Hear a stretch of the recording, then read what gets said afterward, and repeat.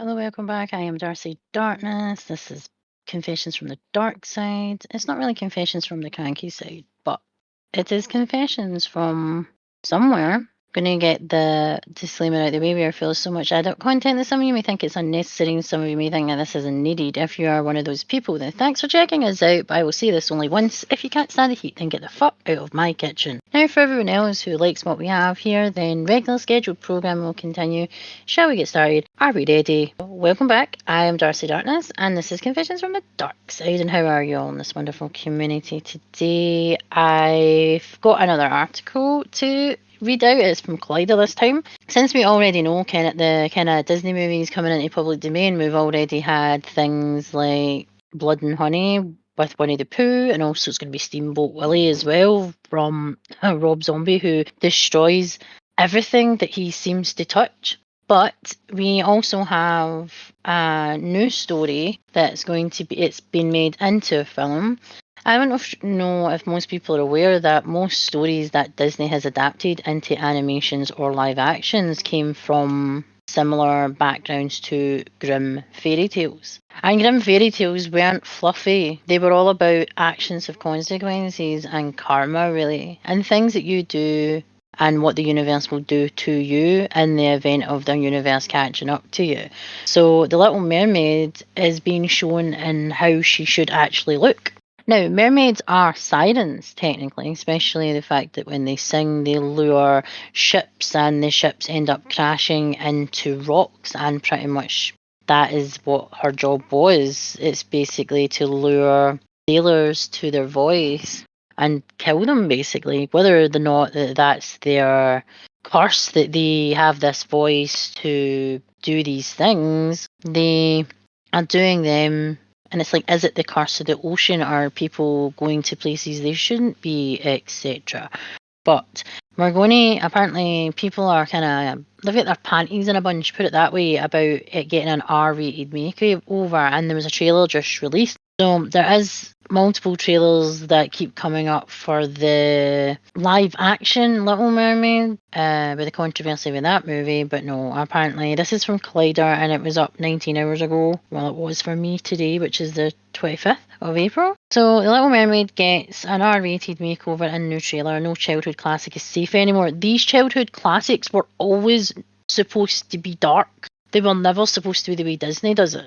Disney has a way of making things fluffy and cute and stuff, but then they'd still have like underlying messages. There's a lot of movies where they're really depressing and people die. They always like to take out parents constantly. Frozen, for one, Up killing his family, killing his wife and showing you going through life and how he's old and he's pretty much there to die. Cinderella, again, father out the picture, mother out the picture, stepmother, evil stepmother at that. So people who seem to think that classic childhood movies that were adapted from stories that were darker than the actual adaptation, you need to wake the fuck up. So let's read this. The big picture. Childhood classics are being reimagined into horror films. Again, it's not a reimagining when it's already started off that way.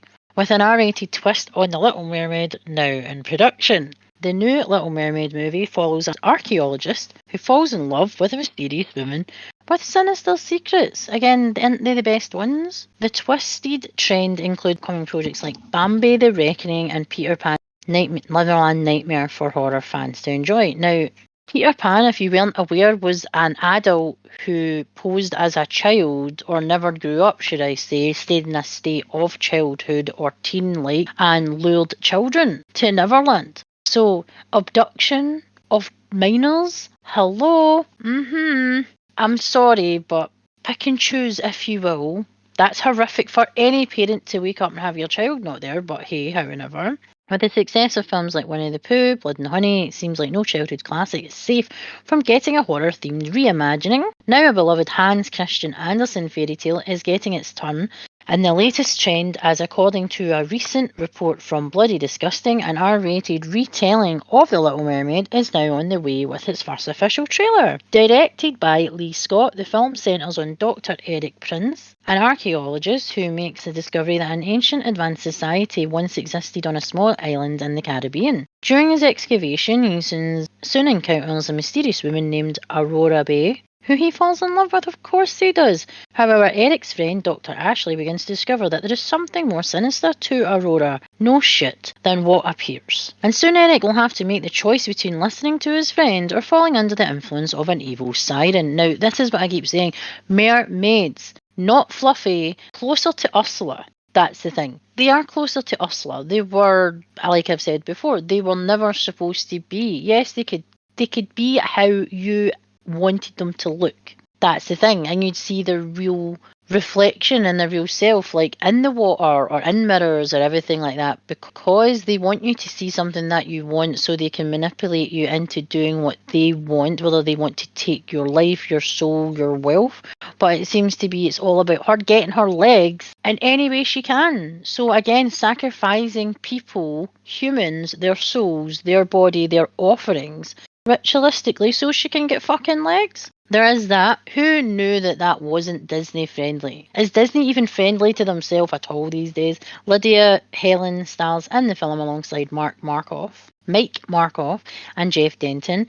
The film is rated R for language, some violence, and brief nudity. Well, she's a part fish, part water creature.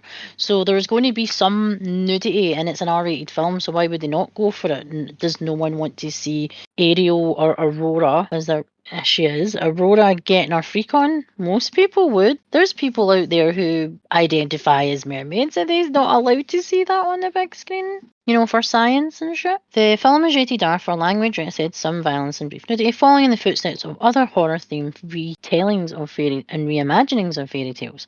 The trailer certainly showcases the movie's R rating, with Aurora, the film's evil mermaid, killing an onslaught of victims in order to gain the ability to walk on land. Definitely a far cry from Ariel's journey in the original Disney classic. Again, it's not an original Disney classic. Yes, The Little Mermaid is, but the story comes from something darker. Yes, she had to give up her voice and become mute. What were they going to do in the Disney fucking film? Have her slaughter a bunch of people and just, that would be... No. I doubt Disney would be able to get away with that back then. Maybe right now, I said they would. I don't think that would actually stop them. The amount of shite they fucking produce.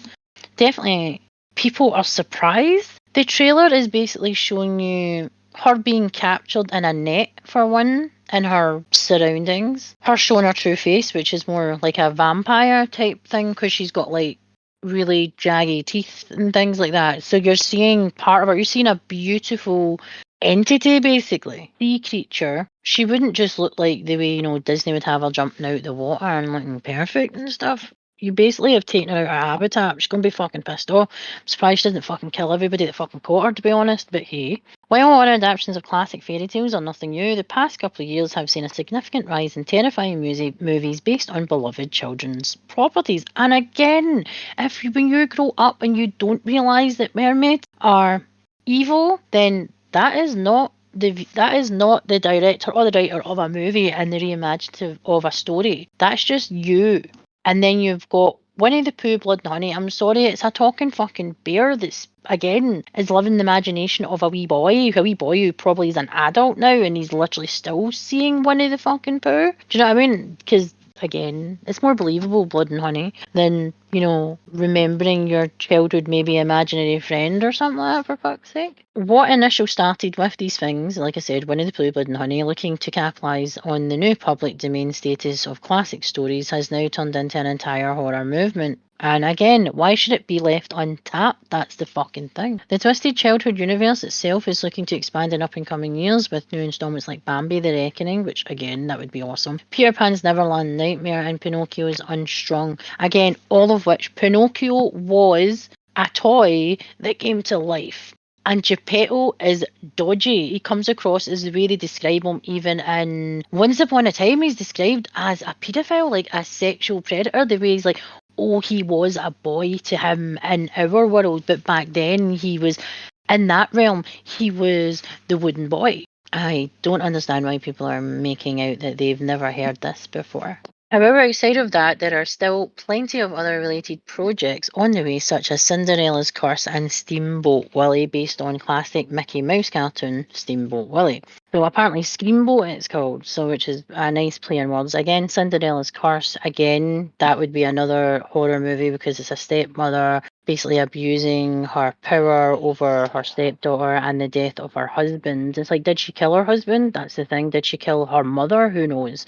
So now with The Little Mermaid thrown into the mix, fans of the latest horror trend certainly have much to look forward to. No official release date has been released for The Little Mermaid as of yet, but expect the film to debut sometime later this year. Check out the official trailer for the upcoming film here. So I'm more excited about that than the remakes that are actually coming out, because it's actually telling you the story of how mermaids are supposed to be, and they're not supposed to be fluffy, and they're not supposed to be these beautiful maidens. They're there to destroy and sacrifice people, basically, for whether it's for protection of their actual home, or in this case, she's selfish and she wants fucking legs. So let me know in the comments below. Have you seen the trailer? Are you happy that they're taking apparently classics of childhood, even though technically they did have darker aspects in the original stories before Disney get their hands on them, and are actually getting the foretelling of them and the reimagining as they should? Let me know in the comments below. If you like content like this, remember to go check us out on our social media platforms, which are Twitter, Instagram, Facebook, YouTube, Amazon Music, Spotify, and Buzzsprout. Let us know what you think on our social medias. Let's get chatting about this topic, all the topics. Let's grow our community and spread how awesome the horror community is. If you want to get to know us as individuals, then you can check us out on our links below. I'm Darcy Darkness. My channel is Behind the Mask Reviews. The spelling is on screen right now. I have a YouTube, an Instagram, a Twitch, and a Kick. Lunar is Lunar X Rising, and he's a YouTube, a Twitch, and an Instagram. And if you want to reach out to us at any point and contact us via email, whether it's for articles or to chat or anything like that, something that you feel that we should maybe talk about on the podcast, you can email us at confessionsfromthedarkside@gmail.com, or you can email us personally at behindthemaskreviews@gmail.com, and that's me, Darcy, or lunarxrising@gmail.com. And I will see you in the next podcast. That was me discussing the new genre of reimagining of childhood stories and giving them the recognition of the darkness that they actually started off before Disney make them fluffy. And that's me. Later.